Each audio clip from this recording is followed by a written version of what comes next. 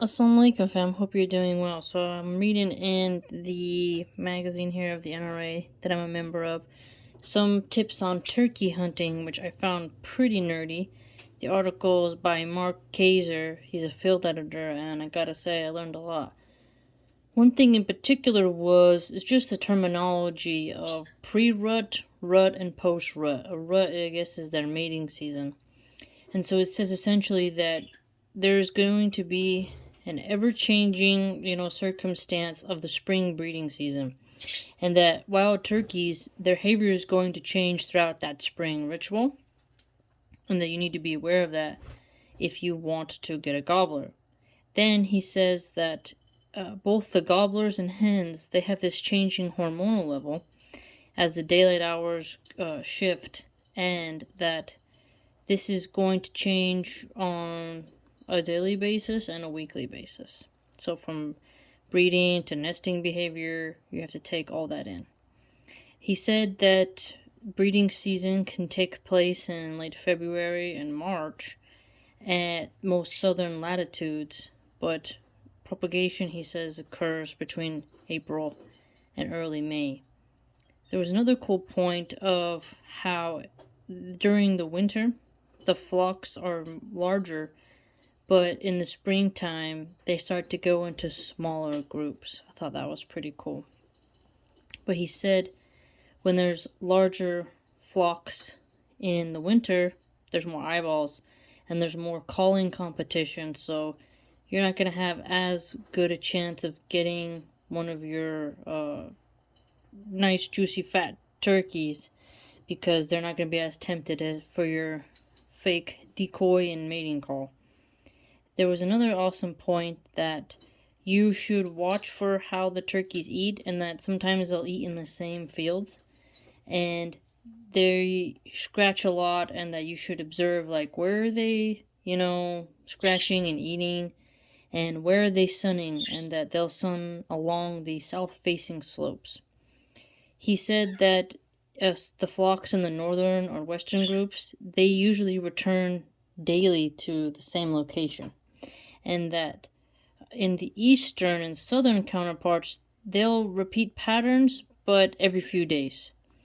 And you should try to find the preferred location and be in place so that you can be ready for when the flock returns to that location. That's a cool tip that he gave.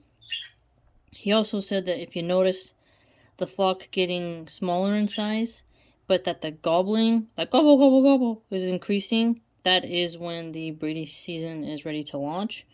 He said that the toms are going to gobble before the hens at dawn, usually.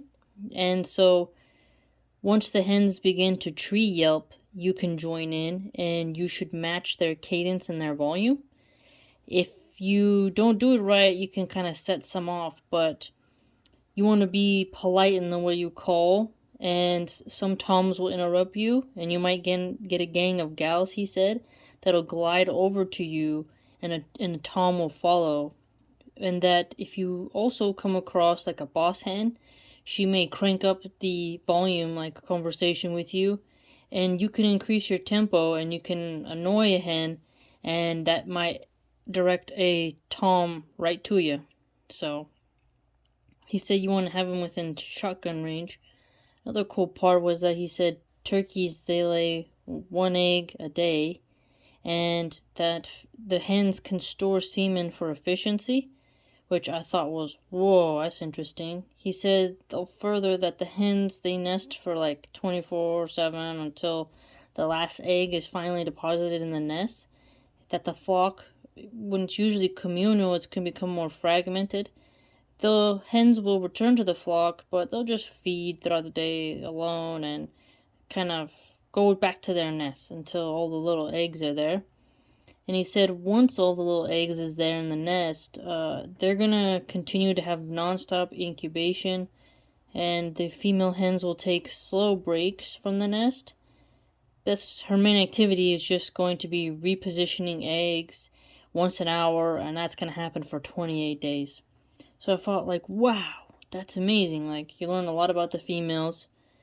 So essentially what you get from this is that you hide, you camp out, you find out where they're going, you have a female decoy hen, and then the male turkey is going to come over there and be like, hey lady, you know, and basically you're trying to get the male turkey when he's excited to mate, and you're going to try to get a big fat juicy one, and you want him to not see you coming, because there's going to be some males that are going to notice you. If they spot you, they're going to alert everyone, and then everybody's going to move, and you have to go find them.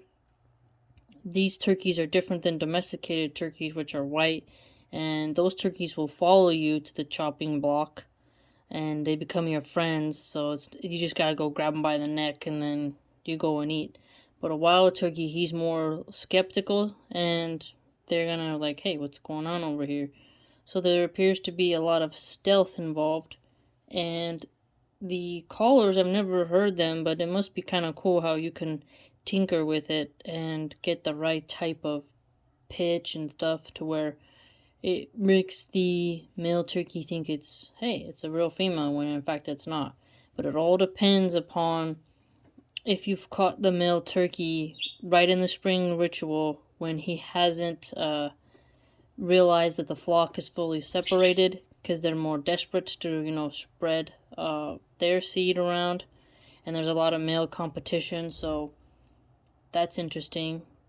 But again, very cool. It appears you don't shoot the females. It appears that you just shoot the males. Not all of them, obviously. You have respect for the ones laying the eggs, so you can keep their populations good. But you want to pick out a nice one for you. All those pretty feathers, man, you can make something really cool and warm with it.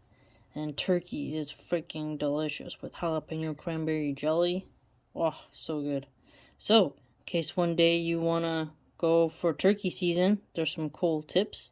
So, early spring congregation, the turkey's gobblers essentially have a testosterone jump start, and that's going to be a way you can go about getting you some good dinner. So, alhamdulillah, hopefully you learned something.